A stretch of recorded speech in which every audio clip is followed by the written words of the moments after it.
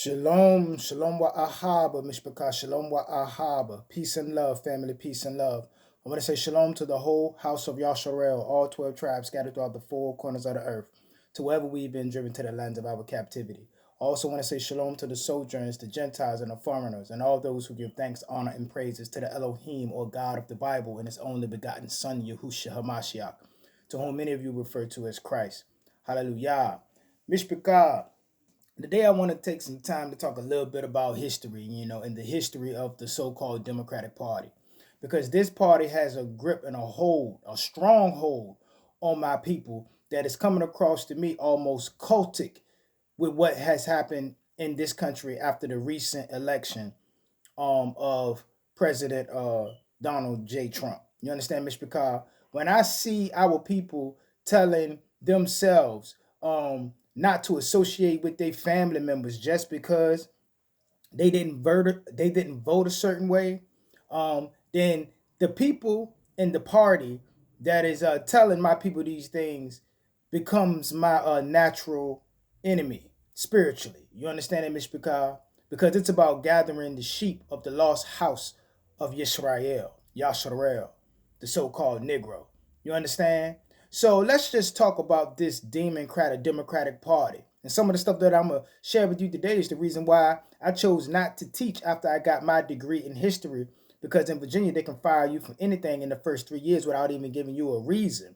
And I know that I would have been one of the first people that they would have cut loose, because they probably wouldn't have been too comfortable with what I was teaching the black youth and the American youth, period, within my classroom. So let's talk about the Eastern European Khazar communist Jewish element of the modern day Democratic Party. You understand that, Mr. Picard? And we want to talk about how that since the late 19th century and early 20th century, these Khazar communists, that's what we're going to call them, these Khazar communists have been migrating to this country by the ton load. And when they get here politically, they get involved with a particular party. And that party is the Democrat Party. Now, what you will learn when you study these things for yourself is that both of these parties cater to these people, both the Democrat and the Republican.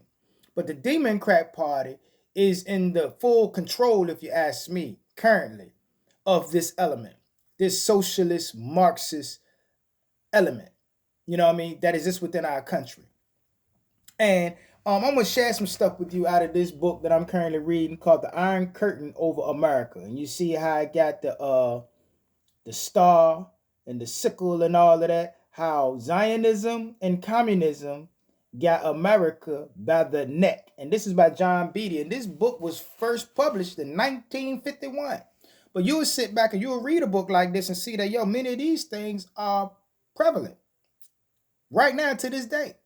Now I'm going to start by reading a paragraph out of the chapter called Russia and the Khazars. And here they were talking about the Russian element that came from the Khazar background. And it says various elements of this restless, aggressive minority, that's the Khazar Jewish, or the Khazar communists. Various elements of this restless, aggressive minority nurtured the amazing quadruple aims of international communism, the seizure of power in Russia, Zionism, and continued migration to America, with the fixed purpose to retain their nationalistic separation. So at this time, which you will see is leading up to the First World War, there was already massive migration, to other European countries and to America by these Khazar communists. And what you would see is the ones that remained in Russia ended up becoming the elements that became what we came to know as the Bolshevik Revolution, that was led by Lenin and Trotsky, who were also of the Khazar communist Jewish stock. You understand that, Mr. Picard? And then those that migrated to America ended up getting involved in politics within the Democrat Party, Mr. Picard. And we will see, as I'm going to read to you next, how communism and Zionism was fathered by Talmudism. You understand? See, these are the things. So our people gotta be when you have a natural spiritual enemy, somebody that has a vested interest in keeping you deaf, dumb, and blind. You know what I mean? You have to be very knowledgeable about who you are dealing with politically and socioeconomically. Because these people within the Democratic Party have a vested interest of keeping you in a certain position, and these reasons that they have, you don't even understand because you don't even know who you are. See that, Mr. Picard? So let's read another, some more out of this.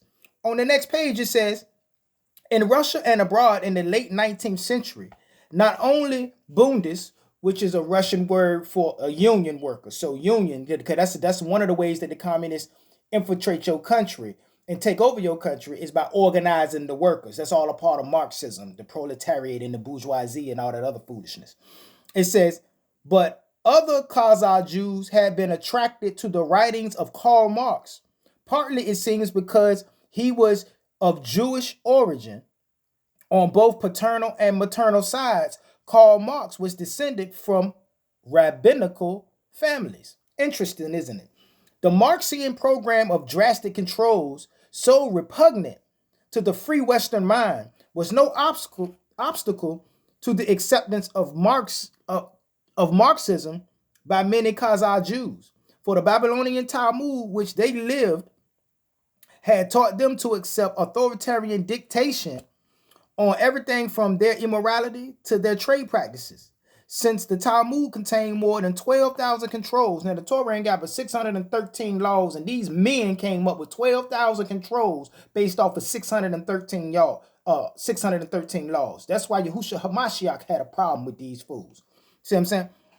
The regimentation of Marxism was acceptable, provided the Khazar politician, like the Talmudic rabbi, exercised the power of the dictatorship. So all these controls is all good to them as long as they the ones handing out all the rules. You see what I'm saying, Mr. Picard? So as you see that Talmudism gave birth to Marxism, which gave birth to communism, which gave birth to Zionism, Mr. Picard. And then our people and the American people that lost, but I'm focused in on my own people. And then we tie ourselves in with these people who have a vested interest in keeping you deaf, dumb, and blind, Mr. Picard. Now we're going to go into and read a little bit out of, it's a chapter called The Khazars Joined the Democratic Party.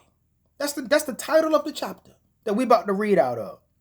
And it says, now check out how they took over our foreign policy to accomplish their global agenda, you know what I mean, of controlling everything. You know what I mean? The elite of the Eastern European stock, you know what I mean?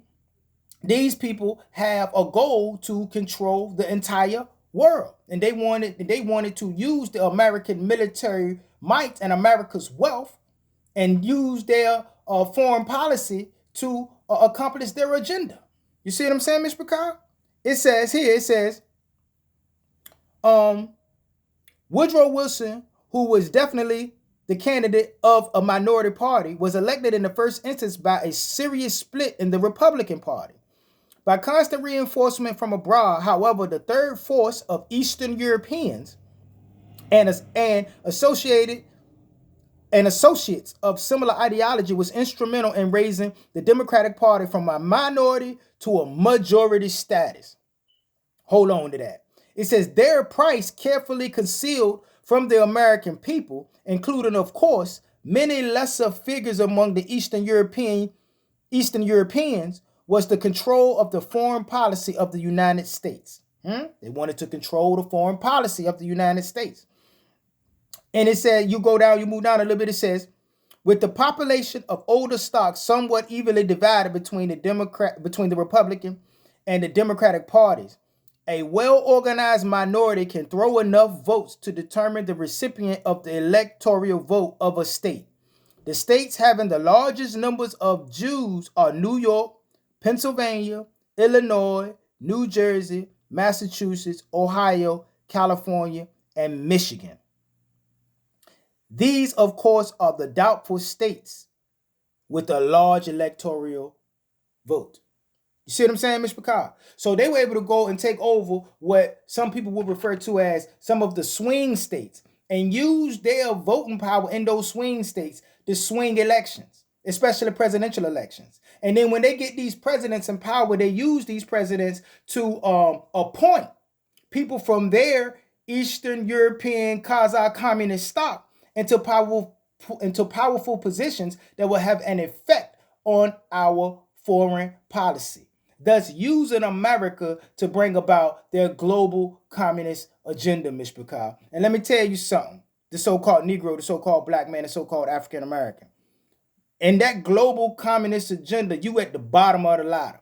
They come and they try to tell you they're trying to make everybody equal, but all they're trying to do is use you to take over the current power structure so that they can take control of everything, Mishpachah. See what I'm saying? So be careful about these titles that you put on yourself, all these Negroes and these educated fools out here calling themselves Marxists and socialists. You see what I'm saying? When these were political ideologies that was devised by your spiritual enemy. You understand that, Mishpachah? Because we ain't got no problem with the people that's just trying to worship and praise the Most High in spirit and in truth. But those people that are at the top of that so-called rabbinical and political order, they ain't got no care about worshiping the Most High, which is why the Bible calls them the synagogue of Satan. See what I'm saying, Mishpachah? And I pray that the American people wake up to these things soon, because these elements are not going anywhere. And the current victory by the people who just voted in Donald J. Trump by a landslide, that is only the beginning. Because these people been working on maintaining and getting this power for going on a century or more. And they ain't just gonna give up. And their objective right now is the beginning of the Third World War. The Third World War is intended to bring about the death of America and the birth of the United Nations and the global world government, Mishpachah. And with that, I'm going to go ahead and get out of here. And always remember to keep the fire burning. A little more oil in my lungs. Hallelujah, Mishpachah. Keep your eyes open, stay prepared so that you don't have to get prepared. And remember that your redemption is near. Until we meet again, Mishpachah, Kumar Yasharel, Kam Yasha'Allah, Raj Yisrael, Shalom, Shalom, Salama, Mishpachah. Hallelujah.